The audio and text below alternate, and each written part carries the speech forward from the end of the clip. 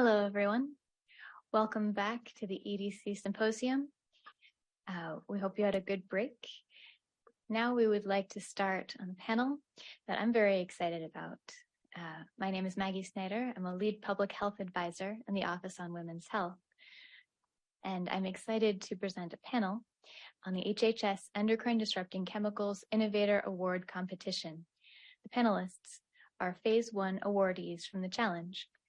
This challenge was from the HHS Office of the Assistant Secretary for Health, Office on Women's Health, as a national competition to identify innovative programs that address gaps in knowledge and provide solutions to reduce EDC exposure risk with a special focus on Black or African American women. Now, any questions that you have, we greatly encourage. Please put them in the chat and we will address them at the end of the panel. Now, we will start off with one of our panelists, Alexandra Dessler from Safety Nest. Go ahead, Alexandra. Thank you for the opportunity to be here today. I'm Alexandra Dessler, Safety Nest founder and CEO. Safety Nest is a small startup benefit corp. Our mission is to dramatically reduce the incidence of preventable diseases linked to toxic chemicals and safeguard future generations so they can grow and thrive. I'd like to take the next 5 minutes to talk about why I started Safety Nest, what I've learned, how we're using the HHS award to reach women and improve health outcomes. I'll begin with why I started Safety Nest. There were 3 sparks. The first spark was when I was writing a paper in grad school and I stumbled upon the alarming statistic that there are 85,000 plus chemicals that surround us, with very few tested for safety. I was stunned. The second spark was when I became a mom. Knowing about the tidal wave of toxicity and not being a chemist, I became very frustrated by how hard it is to know what's safe and what's not safe. And it surprised me that the majority of women I met and continue to meet are unaware of the risks posed by toxics. I've since learned that early life exposure, even in small amounts, can have harmful effects across the full lifespan. And as you know, EDCs are a major culprit impacting fetal development and are associated with gestational diabetes, preterm birth, among other negative health outcomes. I also now know that this area is replete with health inequities, as many chemicals disproportionately impact women of color and underserved populations who don't have equal access to health messaging. The third and final spark that ignited Safety Nest was a report I read from UCSF. The takeaway is that reproductive health professionals typically don't have the training, tools, or expertise to counsel their patients. It struck me that we're missing an enormous opportunity to educate all women when they are uniquely poised to make behavior change for the health of their pregnancy and baby, and equip health professionals with tools so this topic becomes a routine part of care. That's what Safety Nest is working on. I got started with an earlier version of Safety Nest, creating a simple beta site allowing women to navigate through graphically displayed rooms in a home. We got some traction, but also didn't hit the mark. With the HHS award, we've gone back and asked women and health professionals what they need from Safety Nest. We heard that women want trusted, evidence-based guidance. They want to know what the most impactful changes are that they can make and get that in short nuggets. Women want us to meet them on social, Instagram being a favorite. It's got to be relatable with the content being presented by different and diverse voices. And women want safer options that are affordable. We took what we learned and are developing a new online community focused on top changes for a healthier pregnancy and baby. The site has our branded cheery and engaging graphics as well as animation to help diffuse the fear factor that's common when you take on this subject. I'd like to walk through some features we're developing to support women and new families. Core to our brand is presenting top-tier information from the most credible sources in a way that's relatable. The Safety Nest original content will be delivered via small chunks focused on what you need to know and safer choices that are actionable. And the content is delivered via a variety of media, which you can find by searching by room, chemical, specific item in the home, media type, and other common tags. We've also developed a proprietary tool called the Betterness Score. Safety nesters are invited to take a brief environmental health quiz, which results in a personalized score and custom action plan. The action plan presents the most impactful changes a woman can make in her home to reduce her exposure to toxic chemicals and better her nest based on where she lives, current behaviors, and lifestyles. We hope the Betterness tool will support health professionals integrate environmental health messaging into preconception and prenatal care. Next, we're piloting a wellness market to offer women and new families an online directory of vetted and mission-aligned pregnancy and newborn-oriented practitioners whom they can access locally. In addition to our existing social covering EDCs and other quick tips to reduce exposures, we're building out a series of short video interviews with diverse subject matter experts. This is part of a reinforcing strategy across Safety Nest to build awareness and expand our reach to all women and new families. On the resources front, Safety Nest will serve as a repository for trusted external content, where we will showcase and push out the wonderful work of our colleagues in the field, including many of you. And we will highlight the best ways for safety nesters to find safer products. Finally, be the change. Since we know we can't wash away this tidal wave of toxicity without serious policy change, we're providing safety nesters with suggestions on how to engage in local and national action to advocate for fair environmental health and protection policies. The goal being to change the marketplace and policy so all women and families are safer. We're spending the rest of the summer listening, learning, and building the Safety Nest community with plans for an early fall launch. I'd love to hear from you, so please reach out and follow us on social. Thank you to the Office of Women's Health and all of you for this opportunity. Thank you so much, Erin. We appreciate everything that you've done in your project and the great work that you continue to do. Next, we'll move on to Robin Dodson from the Silent Spring Institute. Robin, take it away. Hi, thank you, everyone. So I'm here to tell you a little bit about a project that is supported by the Challenge Fund. It's called the Power Project. And this project was designed really out of kind of an acknowledgement that we know that Black women in particular are disproportionately exposed to EDCs and impacted in the health, have disproportionate health impacts. So this project started a couple years ago when we started speaking with Black women about what was influencing their product choices and how we could design an educational program to address specific concerns around EDC exposures. This work is, while I am providing as an environmental exposure science, the research expertise, this project is very much led by postdoc at Silent Spring, Dr. Alicia Franklin, and it's done in collaboration with our colleagues at the Resilient Sisterhood Project. And we've come together to kind of join forces with the kind of the research backing up the recommendations, and then of course the Resilient Sisterhood Project's RSPs connection and speaking with Black women about reproductive health issues. So what this project aims to do is to actually reach Black women where they are. As Alexandra just said, a lot of women identified in our conversations with them that they often look towards social media, in particular social media influencers, to learn more about beauty products. And so we designed a project that is working with, in collaboration with, social media influencers. So what we did is we actually pulled together a team of social media influencers, first identifying about 50 of them, and then actually contracting with a team of 10 social media influencers who develop content to reach Black women about EDC exposures.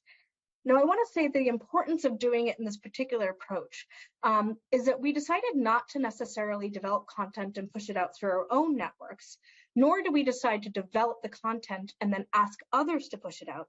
But this is a unique approach in that we are working directly with social media influencers for them to develop content that uses their voice and their aesthetic and their way in which they have a unique way of connecting with their followers.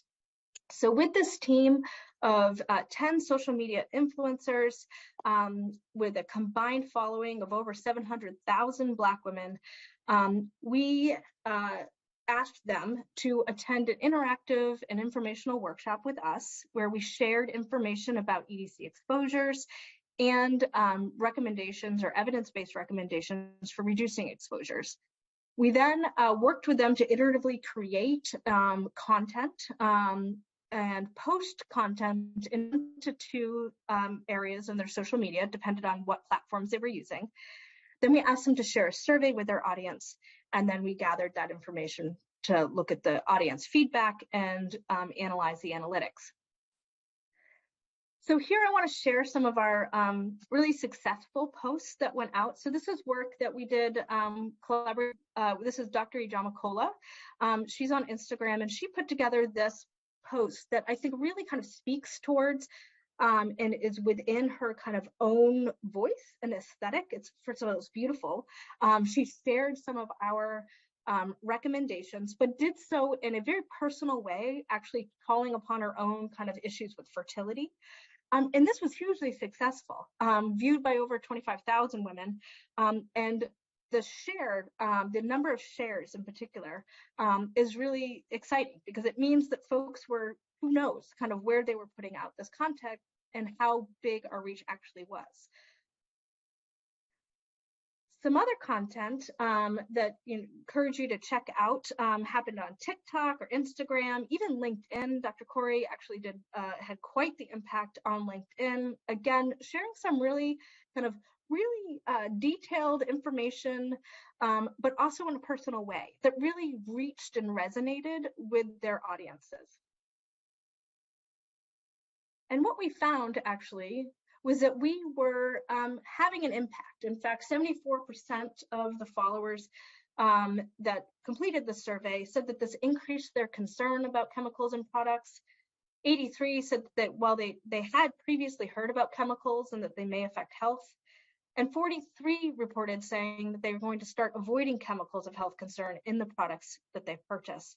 And we really got some nice feedback and personal feedback around the importance of sharing the information in this way and how the audience was really connecting with this information. We reached over 100,000 women, again, with over 1,400 shares. Again, we can't even kind of quantify that potential impact there, but it is really remarkable, I think, the extent to which we are able to get this information out in a way that is really resonates with the followers. So our next step is to actually evaluate the effectiveness of this approach. We're actually going to team up with another group of social media influencers to develop content to be posted and then actually do some pre and post surveys to evaluate changes in environmental health literacy among the followers of those social media influencers. So look forward to sharing that information on a future webinar. And if you'd like to contact us, and of course on our website, you can learn more about the projects, both at Silent Spring and RSP. Encourage you to check out our websites and find us on social. You can learn more about this Power project, including the QR codes and other links to all the content that was developed for this project. Thank you very much. Great, thank you so much. It's really valuable work that you're doing, and you're reaching so many people. We're glad for that wide-ranging reach.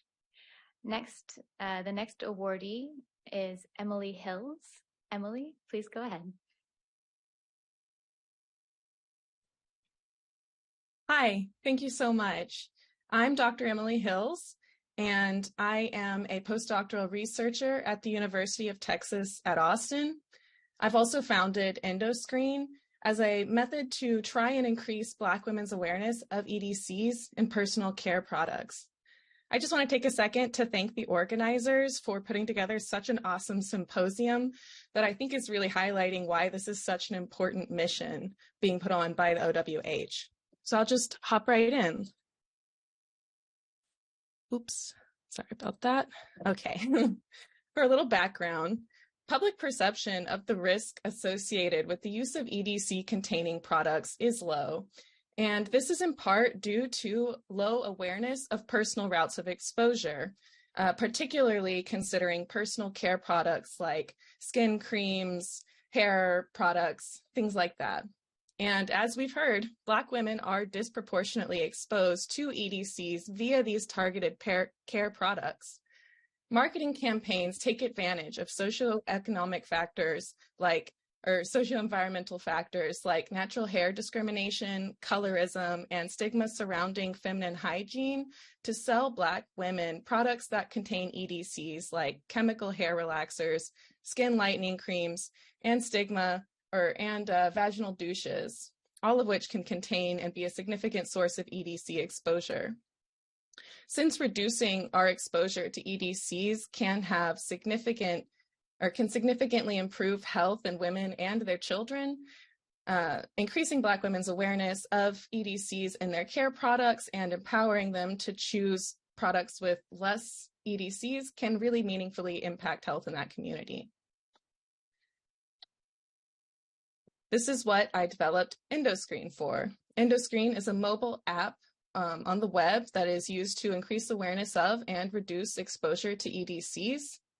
It functions as a database of known or suspected endocrine disrupting chemicals along with their health impacts, and it's used to scan product ingredient labels and reports back to its users information about potentially detected EDCs along with their associated health outcomes. The app is designed with education in mind, and we reach the Black community by partnering with brand ambassadors, business owners, and community leaders here in Austin, Texas. We also integrate user feedback to make this an evidence-based approach, getting non-identifying information and understanding patterns of use, demographics, and improving the app to work within this community context. So a little bit more about these features. Needing a robust and reliable database is incredibly important for an EDC scanner app. We built our database after the 2019 Deduct EDC database. The way we did this was pretty cool. We collected the papers included in Deduct and then trained a learning algorithm on that. We then applied that algorithm to the entirety of PubMed to identify potential EDC research papers that connected a specific chemical with a health outcome. From there, we removed duplicates that were already contained in EDC databases and manually screened these leftover papers to identify specific chemicals associated with a health outcome. And ultimately, we added about 1,300 papers to our EDC database for a total of 14,000 approximately 14,000 peer-reviewed research papers and 861 unique EDCs. From there, the way the app works is pretty simple. It captures a photo of a product ingredient label and then using technology called optical character recognition, converts text from that picture into a machine-readable format. It references that against our database and provides a report back to the users about any EDCs that were detected in that image. This includes information relating that EDC with its known health outcomes, as well as providing the number of peer-reviewed articles from where that information was collected. This is an important point because it addresses uncertainty about EDCs without undermining user confidence. Users can decide for themselves if this is enough evidence to inspire them to look for a better product. We also include educational features like what EDCs are, some of their important health impacts, and tips for avoiding them, not just in personal care products, but in the environment via methods that have been discussed pretty extensively so far. In later releases, we want to help users track their personal exposure and watch that exposure reduce over time. Endocrine is designed to be used by any person in any circumstance because EDCs are a worldwide problem. But we are working specifically to reach Black women and members of their and other disproportionately exposed communities via an outreach campaign that is both online and community-based. Online, we're working with brand ambassadors and collaborating with brands and influencers to try and start a viral social media campaign. And in the community, we're reaching out to local businesses and advocacy groups, as well as attending any relevant health meetups and events to try and get the word out, as well as learn more about how we can better serve the community. So I just want to end on a few notes. Endocrine is unique because it works independently in real time. It has no need for manually databasing individual products or have back-end screening staff going through products labels or testing chemical components. There are strengths and weaknesses to this approach, but I think one of the big strengths is that we can work with great speed to address things like regrettable substitution, as well as the constant influx of products that are being put into market all the time. We're evidence-based. We rely on peer-reviewed scientific literature and communicating that research accessibly to a community that might not otherwise be exposed to it. And we also try to do that in this community context. And we're also live. So you can visit endocrine.org or scan the QR code to view our beta. We're still working on adding some of these final features, but we're hoping to begin that outreach campaign in earnest starting next month, which is really exciting. So I just want to take a moment to thank the HHS Office on Women's Health for funding this project. Again, I am Emily Hills, and my invaluable team, Robert Purse and Forrest McDonald, really made this possible. I'd also like to thank my mentor, Andrea Gore at the University of Texas, for teaching me about this really relevant issue and empowering me to get kind of out of the lab and into the community to really, try to help people. So thank you for your time. Please feel free to reach out to me if you have any questions.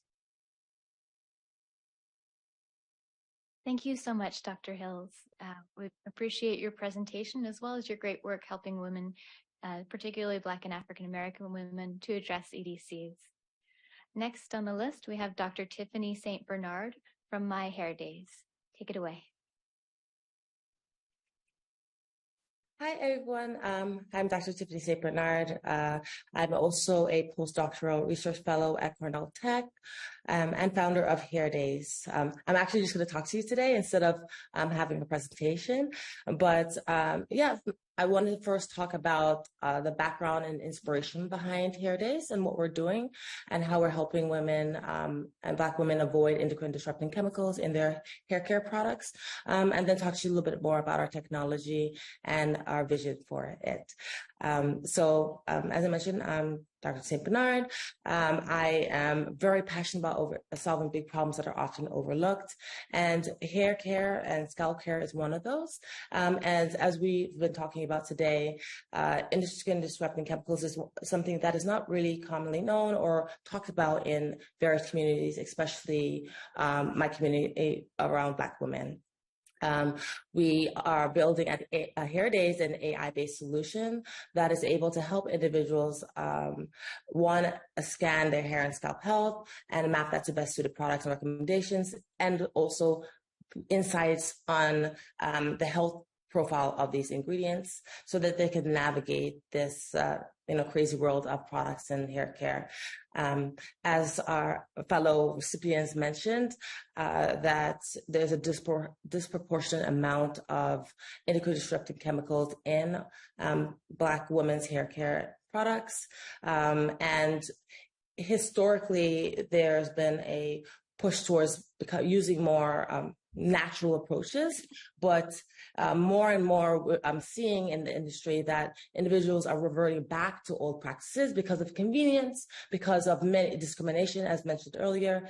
And so our platform is actually a community-based tool where we have around 50,000 women on our platform that are there for educational information, but also to help track their journey. So the benefits of our tool is that we're not only helping individuals be able to get insights on educational insights on endocrine disrupting chemicals that are written by experts like dermatologists, trichologists, cosmetologists, like all of the ologists.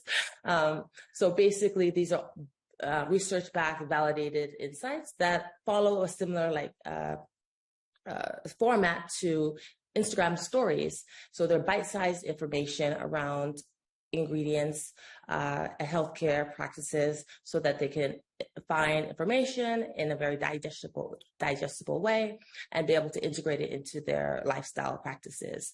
The benefit of our community-based platform is that individuals are able to also track things over time. So they're able to document their journey and reflect on things and take learnings into practice and learn from one another, as well as the experts.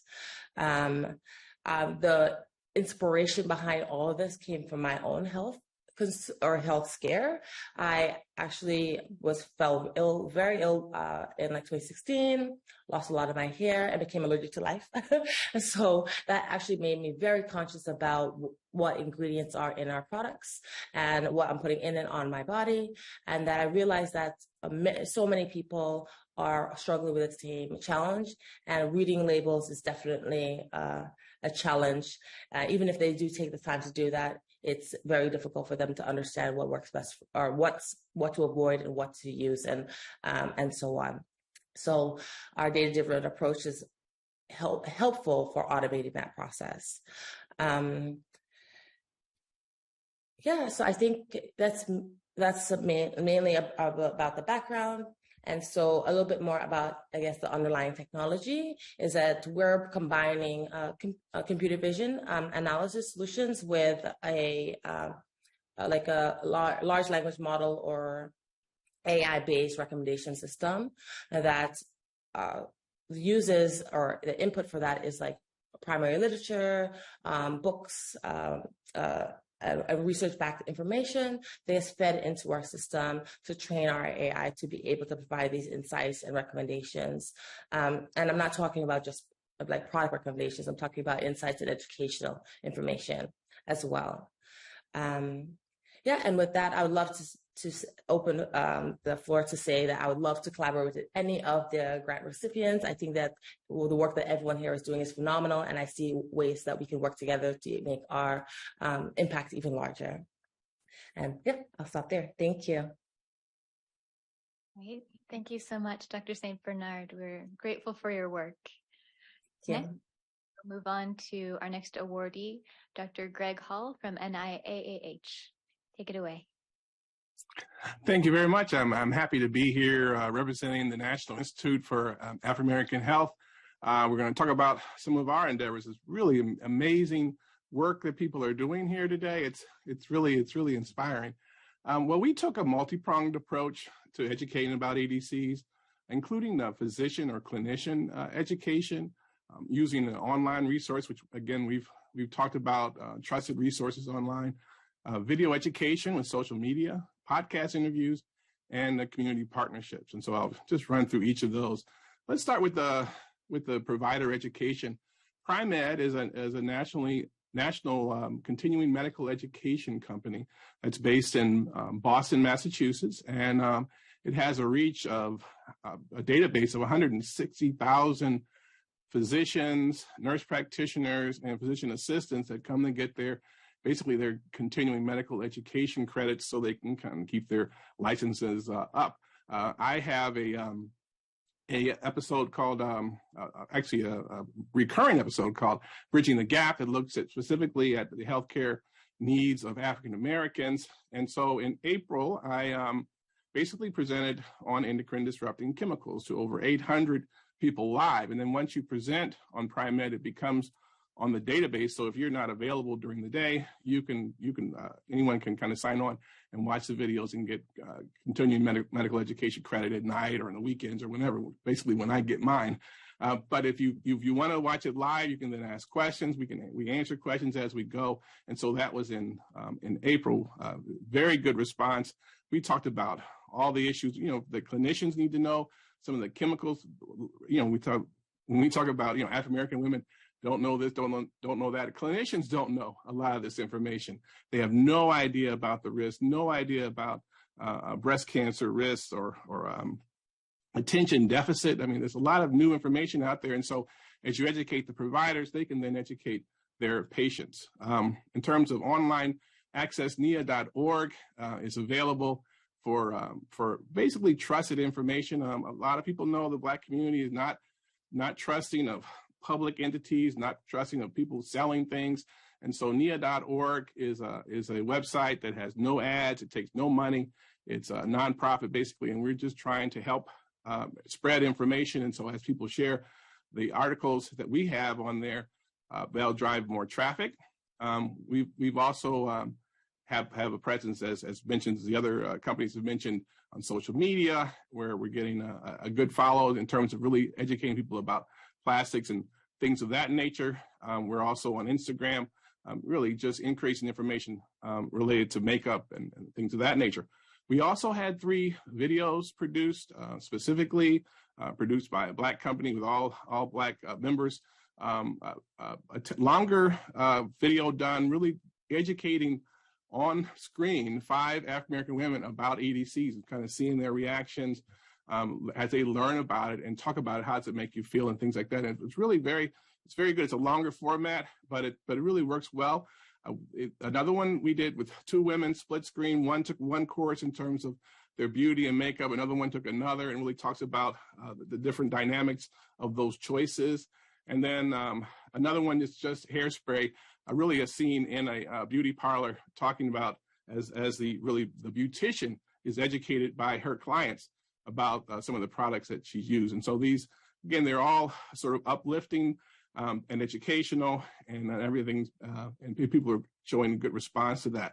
We're sharing those on social media and on our website as well. We've also done 2 podcasts with my podcast, Better Black Health, which has a great following. We've released 1, hormone disrupting chemicals. Once that one runs its course, we'll release the second one, even though it's already, the interview has already been done with a Ph.D. African-American woman who really researches in endocrine disrupting chemicals. And so we have our community partnerships. The She Foundation is having its national gathering next week even. And so they're going to reach out to hundreds of women there. We've also partnered with our local National Congress of Black Women, and our even more local Richmond Heights, a suburb around Cleveland, their health consortium, in terms of getting information out there as well. So National Institute for African American Health, multi-pronged approach, really inspired by what we've heard today, and look forward to seeing you out in the community. Thank you very much. Thank you so much, Dr. Hall, for your presentation and your wonderful work, especially your involvement with the community. We know that community input is particularly important for this issue.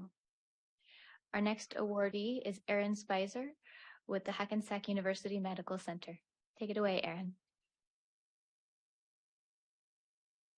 Good afternoon. My name is Erin Spicer, and let me just start the slides here.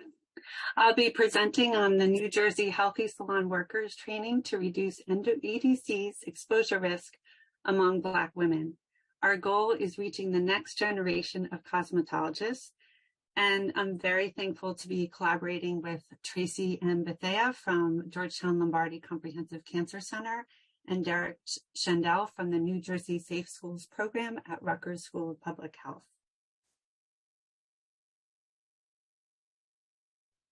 So as many have talked about today, by way of background, hairdressers and stylists, barbers, nail technicians, estheticians, and other salon professionals work daily with a wide variety of chemicals, many of which have hazardous properties. Research to date has documented that chronic exposure to chemical toxicants currently found in hair and nail preparations can cause adverse health effects such as contact dermatitis, asthma and allergies, and may increase risk of cancer and negative reproductive outcomes. Hair care and styling products are particularly important as they include chemical relaxers, bonding glues for hair extensions, and other products containing chemical mixtures, a potential toxic soup of ingredients not tested for long-term health and safety. To date, there's no known cosmetology training program for Black African-American salon workers, including both content on the health hazards of EDCs and how to protect oneself from exposure in the salon setting. So to help protect the safety and health of these future cosmetology workers and their clients, we created 2 educational modules on EDCs that have been added to and will be assessed as part of an existing training through the NJ Safe Schools program from Rutgers School of Public Health. Unit 1 introduces the racial ethnic disparities related to salon products and practices that lead to disproportionate EDC exposure among Black and African American women. Unit 2 focuses on steps that students can take to protect themselves from EDCs at work, including alternatives to common EDC-containing products and how to educate future owners, supervisors, and clients in the salon. This is a screenshot of the NJ Safe Schools program, and this is accessible from the homepage, which links to cosmetology, safety, and health for teachers and educators, and for young professionals. So our team developed content pages, information, photos, and other visuals with sources and links to websites and PDF files that were integrated into the Rutgers Canvas Learning Management System, which is an asynchronous online learning platform. 5 teachers have so far completed a preview pilot in the spring and this summer, 3 teachers in Somerset County, New Jersey, and 2 teachers in Essex County. The full rollout with students will occur in the fall, followed by data analysis of the assessment measures. So here you can see a screenshot of the lesson objectives, and this is right from the Rutgers Canvas Learning website. And this is part of what students will see as they go through the course. This is a screenshot of the organization of content in Canvas. So there are many sections. This is just showing a few of them to give you a taste and a flavor of what the full course offers. We also included additional resources for students so that if they're interested in learning more about a topic, they have a wide range of resources to choose from. So here you can see a screenshot of just a few of them. At the end, we include a case study for knowledge assessment to make sure that the cosmetology students really understand the concepts being presented. So I'd like to thank everyone involved with this project, and special acknowledgements to Midhat Raman, New Jersey Safe Schools Program at the Rutgers School of Public Health, and the HHS Office on Women's Health. Thank you so much, and I hope you enjoy the rest of the symposium.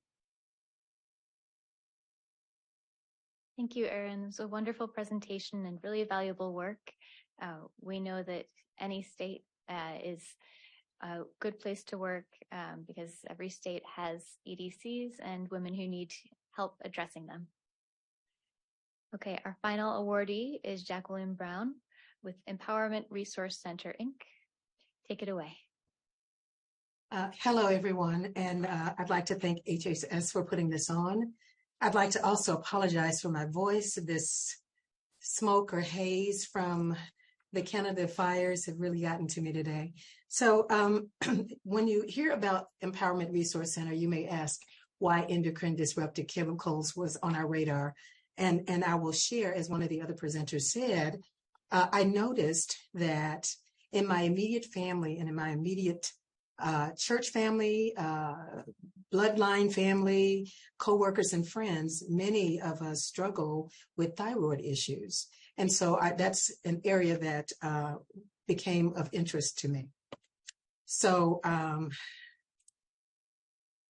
let's talk a little bit about Empowerment Resource Center, one of my favorite subjects. ERC was established in 2003 and incorporated in 2006.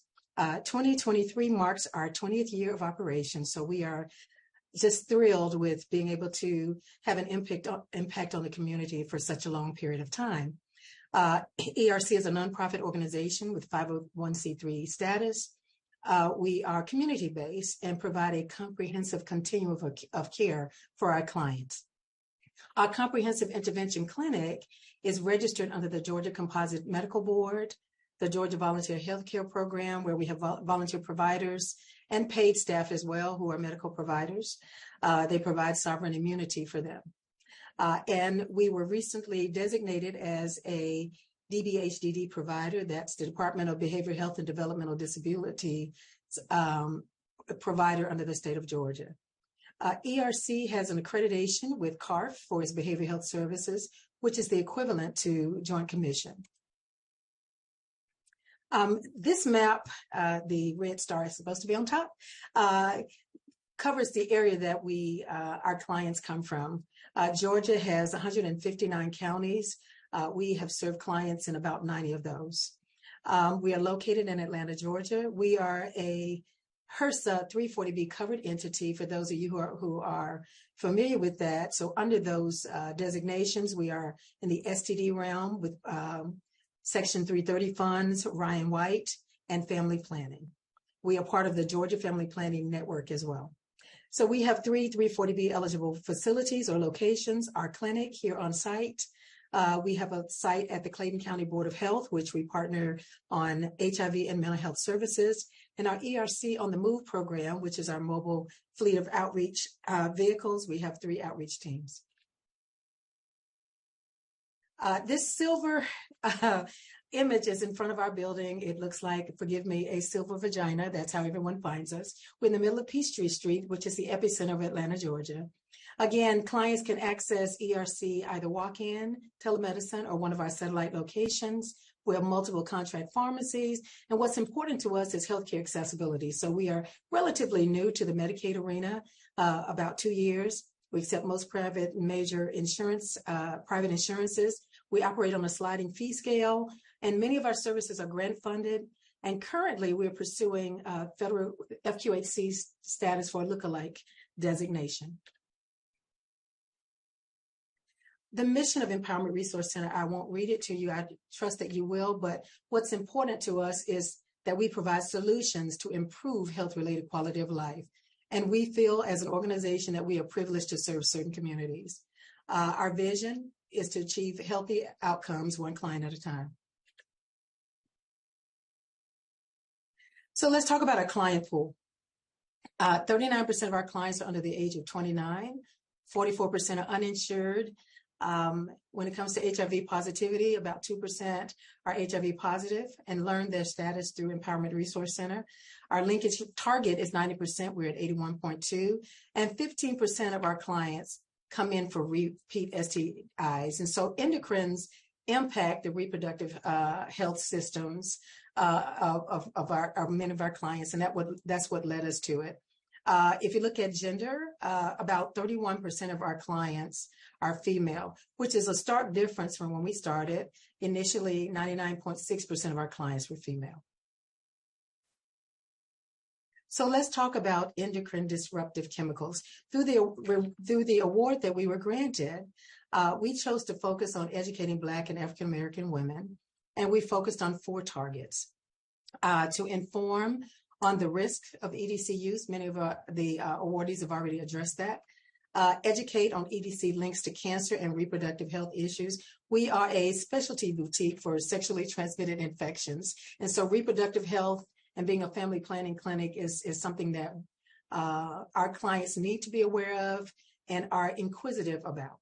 We wanted to go ahead and list EDC use products, EDC's use in household products, and share strategies that help to reduce EDC exposure. As research has shown that there's a 39% likelihood of Black women dying from breast cancer than white women. And so I wanted to click on this photo, which will take us to our website. So this is a section that's specifically target in our website to endocrine disrupting chemicals. And as you scroll down, you will see that there's a section that's should you be concerned? And if you click on household products, you learn what products, what endocrines disrupting chemicals are in, what they look like, what the names are that you can check with your products, and also how to reduce your exposure. Thank you. And if you slide down just a little further, one of our objectives was to click on this external link that has a great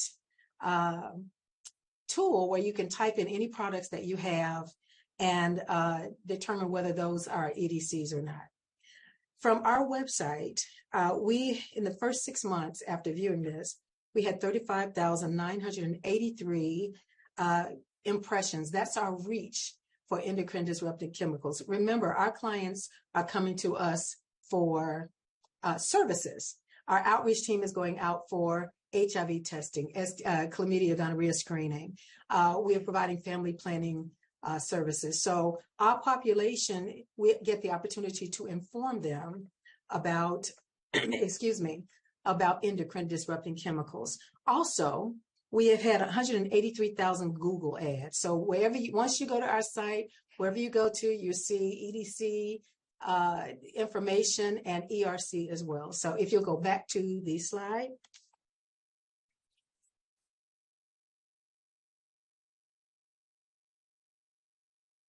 So the last slide I'd like you to see here is, this is a community outreach event at Clark Atlanta University.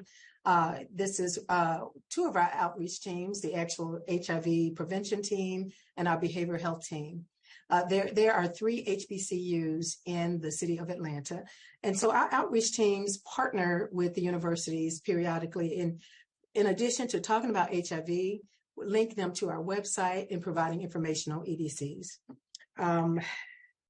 With that said, I will stop there, and my next slide shows contact information. Thank you for moving that for me. I couldn't find my mouse. If you have any questions, again, thank you for this opportunity. I am in a doctoral program at the University of Georgia in public health. And so my advisor and I are debating on whether this should be my dissertation topic. I think it would be a great research topic, as there's limited information led by people of color about this subject. So I'm looking forward to exploring that. Thank you again. Thank you so much, Jacqueline. We appreciate all of your work and wish you the best in your doctoral program. Sounds like you've got some potential for an excellent subject. So now we will turn to the questions. This first question is addressed to Dr. Hills, but I really welcome any of the awardees to take a stab at it and address this question, because it's just so important. Question is, who or what is informing your project to make sure it is truly addressing the needs of Black women? So any of the awardees who would like to answer that question, please go ahead. Well, I'll start since it was addressed to me. It is an important question. Obviously, I cannot answer that question for myself, and it's important to work with people who can. So for Endocrine, we've been in research and development for the last 7 months, and we're just about to actually have a functioning app online. And so our next step really is to find members of the Black community who can do that informing for us. So, I've kind of got my meetings set up for after this, and we're going to be using a very similar approach to the Silent Spring Institute, actually, with this influencer-led kind of campaign, but also doing some more on the groundwork here at home in Austin. So that's the plan.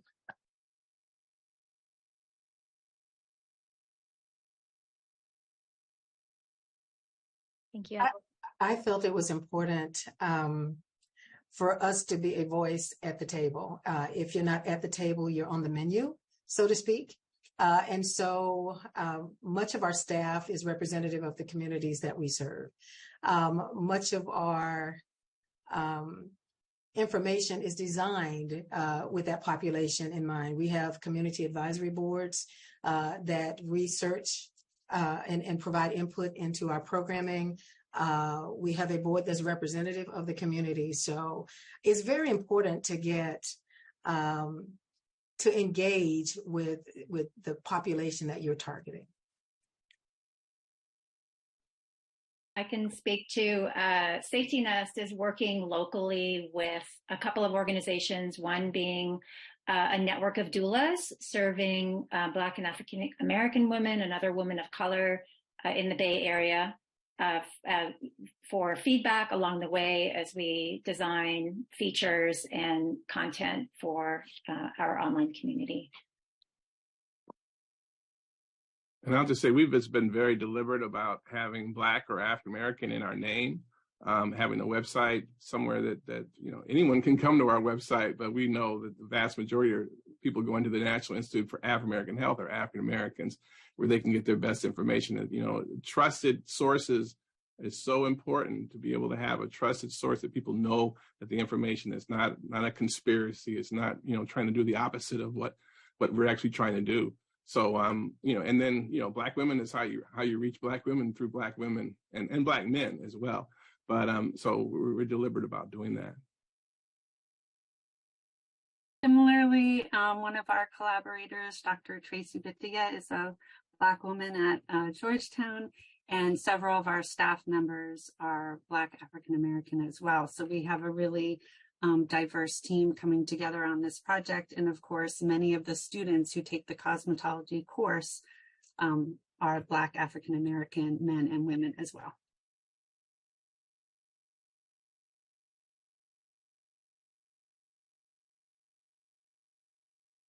Great, thank you everyone. Such robust responses, and we appreciate you answering this really important question. The next question is directed at Tiffany.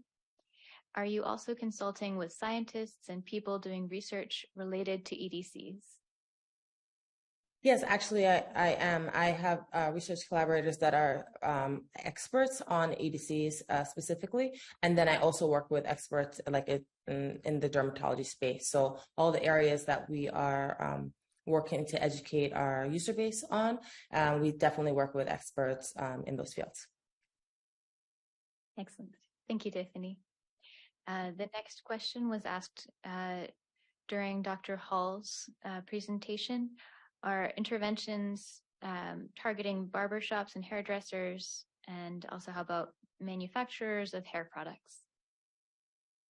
Yeah, so what we're initially doing is trying to educate the people who go to beauty shops really on social media. I've spoken to a few hairdressers and talked about ways that we could share the videos when they're at the beauty salon, but we haven't really targeted beauty salons as a way. We're really targeting African American women, and they go to beauty salons and then have them do that. But we're open to that. And as another person asked, we're open to collaborate with anyone. I mean, there's some outstanding ideas and outstanding things going on in this field. And I think if we work together, we can certainly reach even more people. So it's really exciting to see what's going on in ways that we can work together and really expand, get this information out. Excellent. Thank you, Dr. Hall. Mm-hmm. Give a brief moment for any other questions that may be coming through at this moment.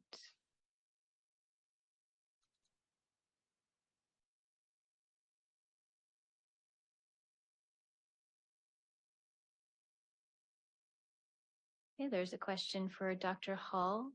And forgive me if you've answered this already, but do you see the question about the Essence Festival and having NIAAH spread the news about EDCs and the impact of your organization at this conference? Well, what's funny, and funny, if not funny, ironic, that we have a lot of nonprofits here and small businesses, right? And if you want to be on Oprah.com or the Essence Fest, you got to come with $30,000 and $40,000 and $50,000, and these organizations cost a lot of money. If you want to be on a website where a lot of people are there, you pay through the nose, and so having the capacity to be able to, just the ability for someone to attend the Essence Festival, we have to pay their flight there, we have to pay their hotel, and then we've got to hope that's a good way to reach people. And so we haven't done that because of the cost, really, to be honest with you. But if someone is aware of some low-cost way of reaching a lot of people, I'm sure all of us on this panel will be open to that information, because finding people without spending money is hard. You have to really use influencers, which was a great idea, and also try to find a way to have things spread organically, and that just takes time. I hope that answers the question. I'll absolutely agree with you. I look back over since ERC's inception. How do you get the word out about your particular subject? And so in the last few years, we've participated, me or someone on my leadership team has presented at different conferences. Last week, we were at the 340B conference that occurs every 6 months, National Association of Community Health Workers. It's getting people to come to your sites, is publishing your information. We're presenting at the at APHA, the Association for Public Health Associates. So it's hard starting. I remember the journey of coming from being a health educator who just wanted to talk to folk to becoming the CEO. It is quite the journey. But I'm just getting to the point where I'm having an opportunity to present, like at this type of event, or whether it's virtually or in person, is very expensive. And for us, fortunately, it was not go build a website. We had a group, and we have a client base that comes to us. And so it's like, hey, here's an issue that impacts you. Let me share more information on you. Let me put palm cards out. Let me do a pop-up for you. Let me put it on social media. So you can access any of this information through any of our social media outlets. But here, that's a challenge, finding money to be in all the spaces with such a small budget.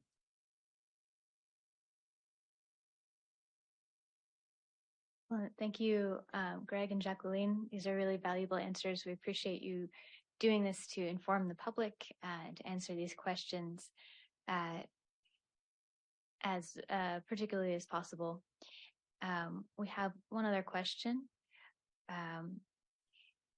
The question is, why is this related to cosmetology schools, and why are they addressing this? This seems to be open to any awardees. Feel free to take a stab at it.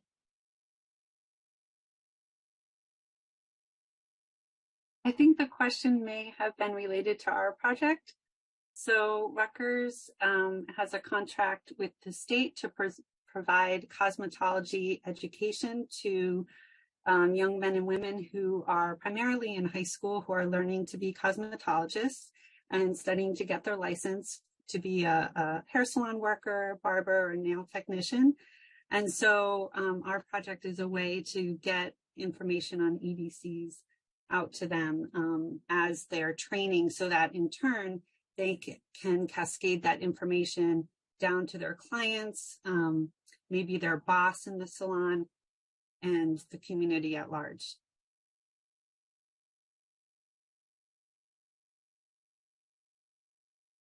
Great, thank you, Erin. And just one last question for any awardee who would like to answer. Is there one EDC or one product in particular that you would like people to be aware of, or any really succinct final message you'd like to get out there?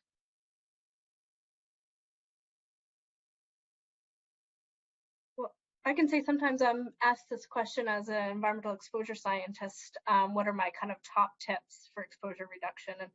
And certainly, the top one is to try to actually go fragrance free. I think there are a lot of EDCs hiding in the fragrance mix, including phthalates we know are correlated with the presence of fragrance in products. And so choosing fragrance-free products when possible is really important and can go a long way. I also recommend that folks keep it simple.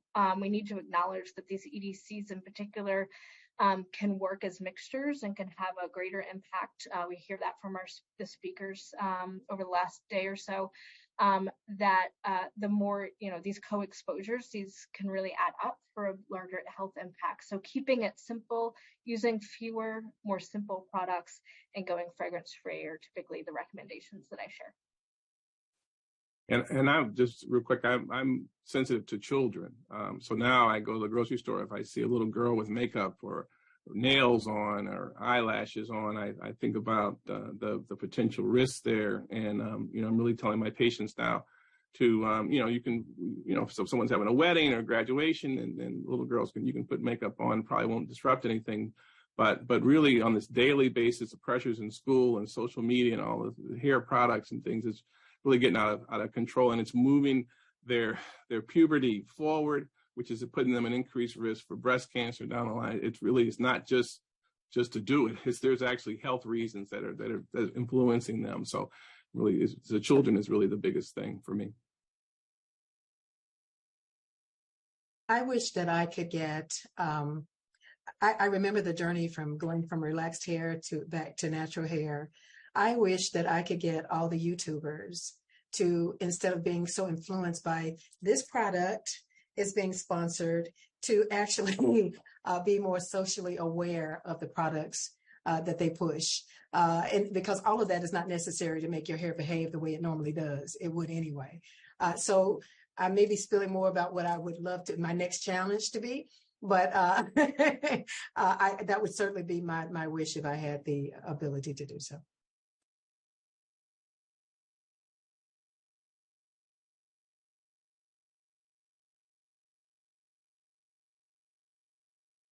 Great. Well, thank you so much to all of the panelists for your excellent responses and presentations, and to the people asking the questions for the well-informed questions. It's great to have a conversation like this around such a topical subject. Thank you to the presenters for taking the time away from your busy schedules for this presentation. Our next presentation is Dr. Leonardo Tresande on simple ways patients can limit exposure to EDCs. Dr. Tresande is a leader in children's environmental health. His research focuses on identifying the role of environmental exposures in childhood obesity and cardiovascular risks, and documenting the economic costs for policymakers of failing to prevent diseases of environmental origin in children proactively. He also holds appointments in the Wagner School of Public Service at NYU's College of Global Public Health. He is perhaps best known for a series of studies published in Lancet Diabetes and Endocrinology and the Journal of Clinical Endocrinology and Metabolism that document disease costs due to endocrine disrupting chemicals in the US and Europe of $340 billion and 160 billion euros annually, respectively. After receiving his bachelor, medical, and public policy degrees from Harvard, he completed the Boston Combined Residency in Pediatrics. Thank you for being here with us today, Dr. Tresande. Please go ahead. Thanks for having me. So I have the great privilege and honor to having followed many of my great and respected colleagues in the field, as well as a panel that already started to begin to touch on safe and simple steps that really should be part of the mainstream guidance for healthcare providers to give to their patients. You know, as background, when I started my career in medicine, that was in the early 1990s. The average medical curriculum around environmental health was a couple of hours in the entire 4 years of medical school. And the reality is that hasn't changed a whole lot. Maybe with the emphasis on climate change, that has evolved a little bit as people are calling for greater knowledge and action on that front. And at the same time, most of the environmental health education it focuses on climate change, perhaps increasingly now air pollution and childhood-led exposures, really and maybe occupational exposures, as the exposures that can be preventable. So it's fair to say that EDCs don't make it to the conventional medical curricula. Probably a big part of that is that we don't prescribe our way out of EDC exposures. There's not a pharmaceutical or a drug for that. You know, we chelate lead exposures at very high levels, well above what we understand to be effects of concern in the general population. But at the same time, there's huge opportunities across the lifespan for prevention. And, you know, one of the things I want to establish up front as guidance that I think is really crucial, and it's a counterpoint to what a lot of people say to me, especially in adulthood, about their past EDC exposures is that there's so much you can do now to prevent exposures of concern that contribute to disease and disability going forward. A lot of people tell me, well, I was exposed to DDT and DES and a host of nasty chemicals of concern that are banned or are about to be banned. And so I'm already hacked in my molecular signaling in a way that really doesn't bode well for my ability to modify my chronic disease risk going forward. If you've taken something away from the discussions we've had so far, there are both many chemicals of concern, many emerging chemicals of concern, but frankly, the most important point is that there's a lot of low-hanging fruit. And a lot of the exposures we're talking about can be quickly reduced and ameliorated. And insofar as you take the steps now to reduce exposure, there are short, medium, and long-term benefits of sustaining those kinds of interventions that can have positive impacts in all sorts of ways. The general way of thinking about it is that if I draw blood levels of some of these chemicals, especially measuring urine levels of some of these chemicals, you can see rapid changes in days. You can see hormone level changes in weeks. I don't recommend that as part of the routine clinical potpourri of tests that we would offer, but it's something that we know happens in the human body, is that there is a recalibration in response to a host of exposures that throw hormones out of sync. And then in terms of chronic disease profiles, there's a reduction in that profile of risk in the long term that has sustained benefits. So let's get into the nuts and bolts, at least what I suggest in talks I give, in the book I've written, Sick or Fat or Poor, as well as just in my own clinical practice in pediatrics, but I think it applies to women's health and frankly all of us. A lot of these steps really run across the entire continuum of exposure. And typically I focus on 5 categories of exposure: pesticides used in agriculture, phthalates used in personal care products, cosmetics and food packaging, bisphenols used in aluminum can linings and thermal paper receipts, flame retardant chemicals used in electronics and furniture typically, and the PFAS, the nonstick chemicals used in oil and water resistant clothing, as well as in cooking materials. So maybe let's take them one by one for a minute, and then I'll wrap up and just see if we have questions and comments. So eating organic has been proven to reduce pesticide levels in urine and this is important, not just in high-income populations or well-to-do populations, in low-income populations as well.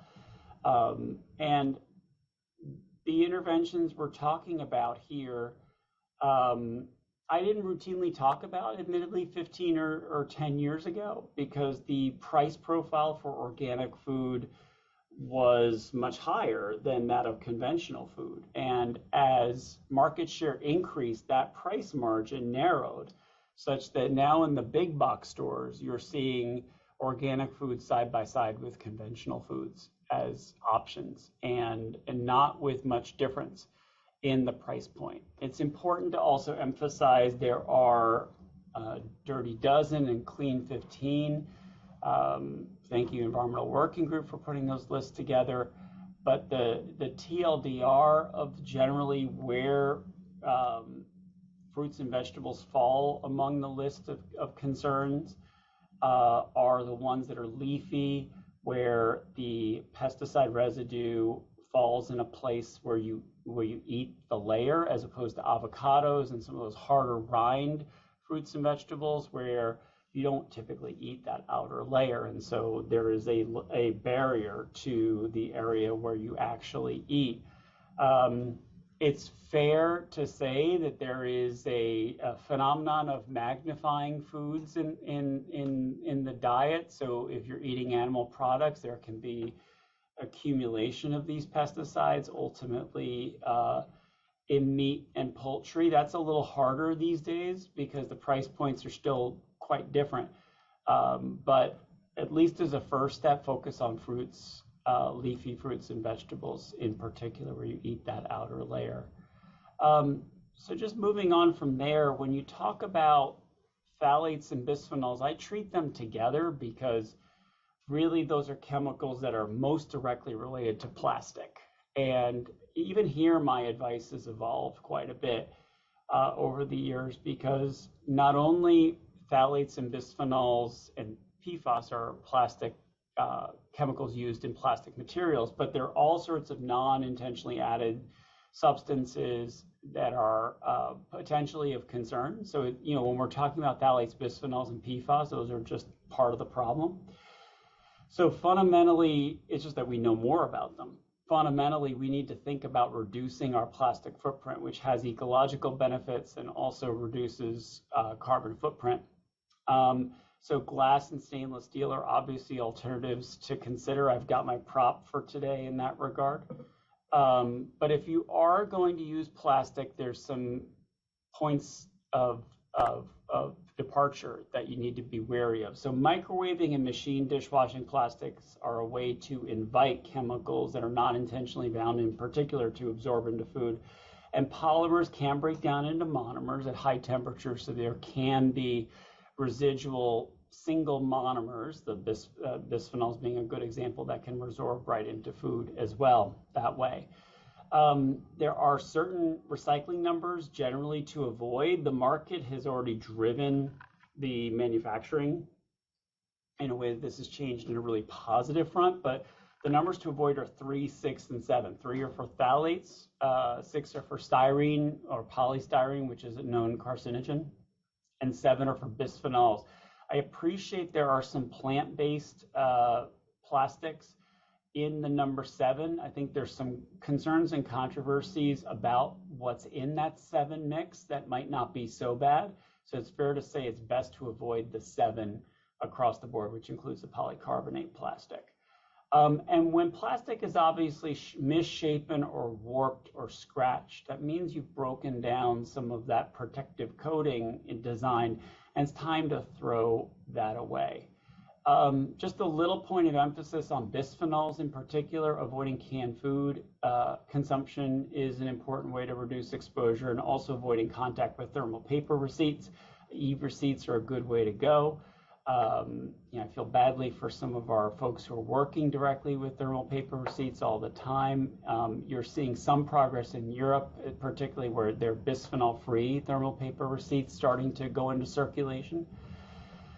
And then I'll close with just some comments about persistent organic pollutants like flame retardants, particularly the brominated flame retardants. They accumulate in dust, so using a wet mop and vacuuming can reduce a little bit the dust accumulation, but also recirculating the air in homes. I mean, I think with COVID and with the Canadian wildfires, there's been more emphasis on the need for better air circulation and filtration. The effects there are real and important. And so there needs to be an ongoing emphasis on the indoor environment as a pathway to exposure to these chemicals of concern. And finally, when it comes to nonstick chemicals, cast iron and stainless steel are great alternatives and not necessarily more expensive than some of the nonstick cooking materials that are widely out there. It doesn't mean you have to throw them out. It'd be a good idea if you could replace them with cast iron and stainless steel. If you could, you know, a little bit of extra olive oil has some additional benefits on the dietary front. So it may take a little more work to scrub those or clean those types of cookery, but it goes a long way and reduces your PFAS exposure in that context. So I'll stop there, hopefully back on time, and I'll check out the chat and see if there are any questions. Thank you, Dr. Tresande. It was an excellent presentation, and we appreciate your time. While we're waiting for a few questions to come through, I'll start with one. How can patients and just the general public, but particularly women and particularly African-American women, as we know that they're particularly affected.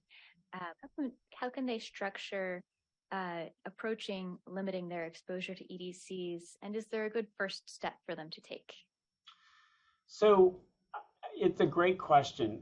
I've given you the 15-minute version. There's probably a 2-minute version of safe and simple steps to reduce EDCs. By the way, they don't need a Ph.D. in chemistry. They don't have to break the bank.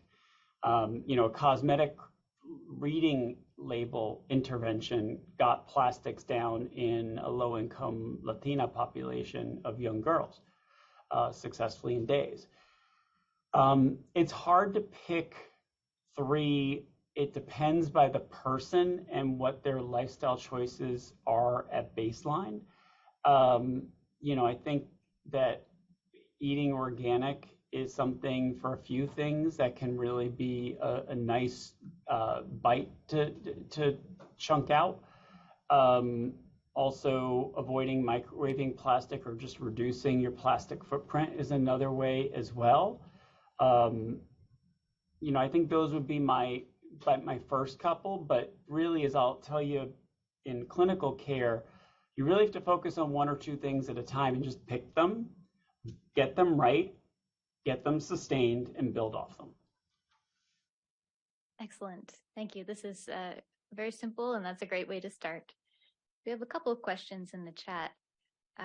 First question, is there any research surrounding safe food refrigeration, especially considering the plastic in refrigerators? So that's a great question. There's a lot we don't know, but it's fair to say that if you can use aluminum foil wraps or glass containers, that's just a prudent way to avoid plastic footprint and plastic impacts on human health.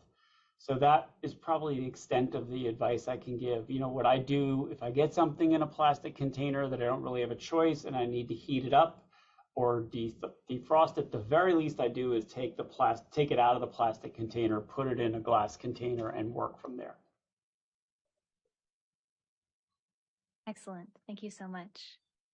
We have another question about the biggest sources of exposure to PFAS are water and food. What can we do to reduce exposure to PFAS? Well, it's a great question. I think the biggest step that I would suggest is focusing on cookery in particular. One of the things I did not emphasize in the talk about nonstick pans is when you start to see wear, it's just like plastic that's worn. It is definitely time to get rid of that, because you are really inviting whatever is on for the ride in that manufacturing to get right into your food. We don't have nonstick cooking at home, period. It's stainless steel or cast iron. So sometimes you can get them for free if relatives have those old cast iron materials available. Yeah, that sounds like a creative way to address your exposure to EDC. We have another question here asking you to comment on the effects of sweating on the release of VOCs and toxins. So I think that's still an area where we need more research to back up the action. It's true, I've seen observations that you can detect EDCs in sweat, but does that mean that you are providing a human health benefit? Hard to say, because then you're mobilizing EDCs that are stored in other spaces and getting them into the bloodstream secondarily. And I don't really know what you're getting as a benefit in the context of potential cardiovascular effects that you have to watch out for. So it's still an area of unproven interventions. So compared with all the interventions I've described, which are more backed by direct intervention data, I think this is an area where we need to do some work. Excellent. And we have I think time for one more question. The asker drinks Fiji bottled water, which is BPA free. Does she still need to remove to go to glass? So I think this is an opportunity to emphasize that BPA-free is not necessarily bisphenol-free. There are 140 now replacements of bisphenol A out there. BPS is as estrogenic, as persistent in the environment, and as toxic to embryos. And already human epidemiologic studies have shown effects of BPS, including on diabetes in adults. So that's the first comment I would make. I really try to avoid buying plastic water bottles, period. In some parts of the world or on an airplane, if that's the only way I can get my hydration, I get it. Don't get me wrong. But there are a lot of options now. And the more we push market share to glass, the more we'll see sustained momentum in that direction. You see it in certain parts of the world where it's just gauche to use plastic as your water bottle carrier. It's old school glass containers. And there was a time growing up where that's what I saw.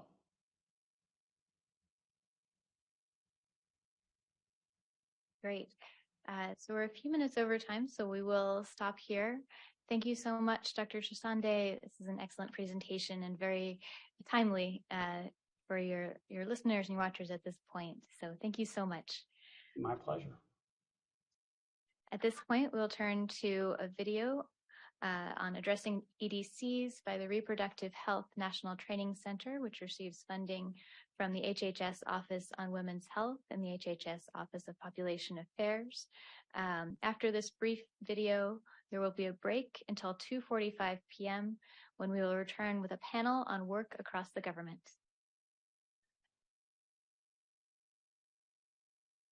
Understanding endocrine disruptors and fertility.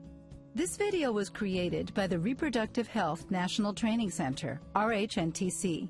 Scientific evidence emerging over the past 20 years suggests exposure to toxic environmental chemicals before and during pregnancy can affect reproductive health across the lifespan.